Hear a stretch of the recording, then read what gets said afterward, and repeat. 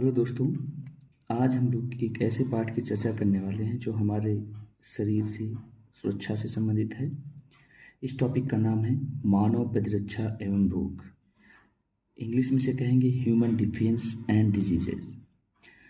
आपको बताना चाहते हैं हमारे शरीर पर वातावरण में उपस्थित अनेक प्रकार के रोगोत्पादक विषाणुओं, जीवाणुओं, कवकों तथा परजीवियों, जंतुओं का आक्रमण होता रहता है।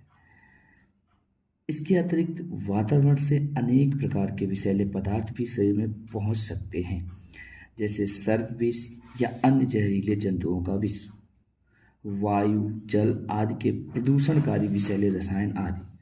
शरीर के भीतर भी शरीर के भीतर भी रोगग्रस्त ऊतकों द्वारा, आक्रमणकारी जीवों द्वारा विषैले पदार्थ मुक्त होते हैं।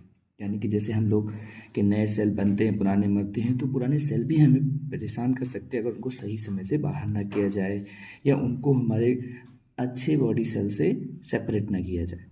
शरीर के भीतर भी रोगग्रस्त ऊतकों द्वारा, आक्रमणकारी जीवों द्वारा विषैले पदार्थ मुक्त होते हैं। शरीर के लिए विषैले पदार्थों को प्रतिजन कहते हैं, एंटीजेंस बोलते हैं। शरीर के लिए विषैले पदार्थों यानी टॉक्सिन्स के जो उल्टा काम करते हैं, उनके खिलाफ काम करते हैं, उनको एंटीजन यानी प्रतिजन कहते हैं। सामान्यतः ऐसी सभी प्रोटीन जो शरीर की स्वयं की प्रोटीन से भिन्न है, प्रतिजनों का काम करते हैं। यानी कि हमारे शरीर में लगभग 20-22 प्रोटीन की आवश्यकता होती है। 20-22 प्रोटीन में 10-11 प्रोटीन हमारा शरीर खुद से बना लेता है और 10-11 प्रोटीन हमें हमारे भोजन से प्राप्त होती हैं। तो जो प्रोटीन भोजन से प्राप्त होती हैं, उन प्रोटीन को मान लीजिए वो एंटीजेंस हैं, यानी वो रोगों को लड़ने, रोग या हमारे शरीर में बने हुए विषैले पदार्थों को खत्म करने के लिए होते हैं। शरीर में सभी प्रकार के रोगोत्पादक जीवों अर्थात रोगाणु तथा प्रतिजनों के दुष्प्रभाव का प्रतिरोध होमियोस्टेसिस कहलाता है। इसे शरीर की प्रतिरक्षा या डिफेंस कहते हैं। प्रतिरक्षा के दो प्रमुख भेद होते हैं।